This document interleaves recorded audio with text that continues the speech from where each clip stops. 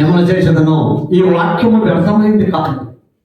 ఈరోజు ఒక వ్యక్తి ఎలాంటి కోణంలో జీవిస్తున్నా, అతని జీవితంలో ఎలాంటి పాపము వేలుచున్నా,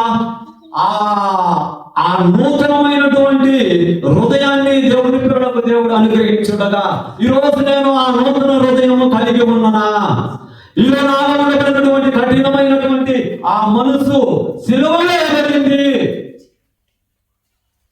ఈరోజు దేవుని పిల్లలుగా మరి ఎంతమందిని అలాంటి నిరీక్షణ కలిగి నేను నూతన సృష్టిగా మార్చున్నాడు దేవుడు, నాకు నూతన స్వభావాన్ని కలిగించున్నాడు దేవుడు, నేను ఒక నూతన వ్యక్తిగా నన్ను మార్చున్నాడు.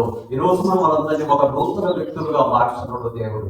ఆ నూతన వ్యక్తులుగా మార్చున్నటువంటి నీవు ఒక నూతనమైనటువంటి స్వభావం కలిగి, నూతనమైనటువంటి ప్రవర్తన కలిగి ఈరోజు జీవిస్తున్నా.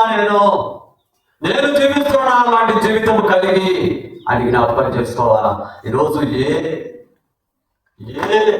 యోగ్యత లేనటువంటి మనలను దేవుడు ఎందుకు ఏర్పడతాడంటే, నా పిల్లలు అంటా ఉన్నాడు, నా పిల్లలు నేను పరిశుద్ధుడనై ఉన్నాను కనుక మీరు పరిశుద్ధులై ఉండండి, నేను పరిశుద్ధుడనై ఉన్నాను కనుక మీరు పరిశుద్ధుడై ఉండండి అనే ఆ పరిశుద్ధమైనటువంటి అమూల్యమైన రక్తం ద్వారా ఈరోజు మనందరినీ కడుగుబడి ఒక నూతన సృష్టిగా మార్చున్నాడు, ఒక నూతన రాజ్యానికి వారసులుగా ఈరోజు దేవుడు మార్చుకున్నాడు. జ్ఞాపకం చేసుకొని ఎంతమందిని అలాంటి నిరీక్షణ కలిగి ఈరోజు ఆయన కోసం ఎదురు చూస్తూ ఉన్నాము. జ్ఞాపకం చేసుకోనండి.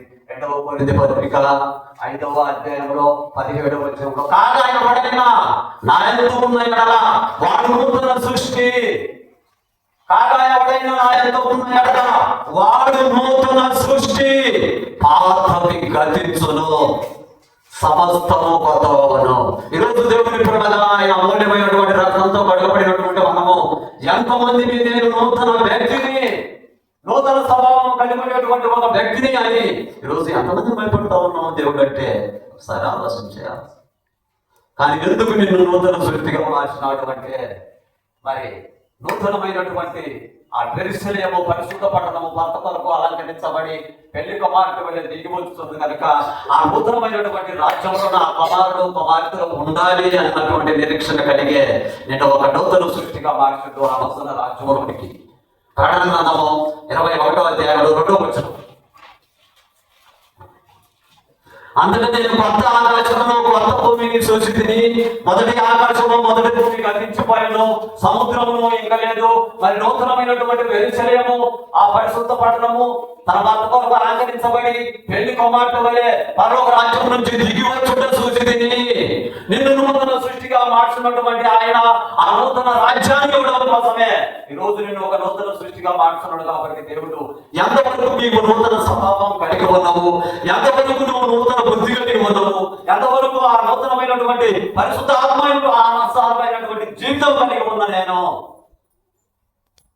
ఆలోచన చేయాల. దేవుని పిల్లలుగా ఈరోజు ఎంతగా ఆరాధించేవారు, ఎంతగా ఆయనను కొనియాడేవారు అయ్యారు. కాబట్టి కానీ అలాంటి నిరీక్షణ కలిగి ఉండడం కాదు, కానీ దేవుని పిల్లలుగా నిరంతరం భయభక్తులు కలిగి ఉండాలి. దేవుని నామానికి భయపెంచామని, దేవుని భయపరిచే పిల్లలుగా ఉంటామని ఏ యోగ్యత లేనటువంటి మనం దేవుడు ఏర్పరుస్తున్నాడు. కాబట్టి ఈరోజు ఎంతమందికి దేవుడు అంటే భయపడతా ఉన్నాము, ఎంతమంది దేవునికి విధేయమై ఉన్నాము, ఎంతమందికి దేవుని పిల్లలుగా భయభక్తులు కలిగి జీవిస్తున్నాము అనబడిన దాన్ని జ్ఞాపకం చేసుకోవాలా. తీతుకు రాసిన పత్రిక 3వ అధ్యాయము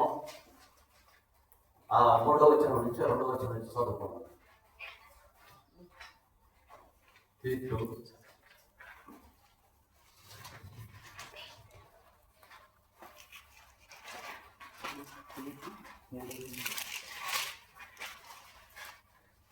తిమోతికి అడవాలంటే తిమోతికి అడవాల పక్కన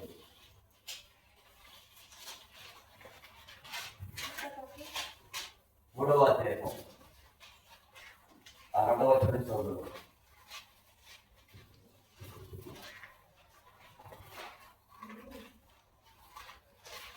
వీళ్ళెవరు?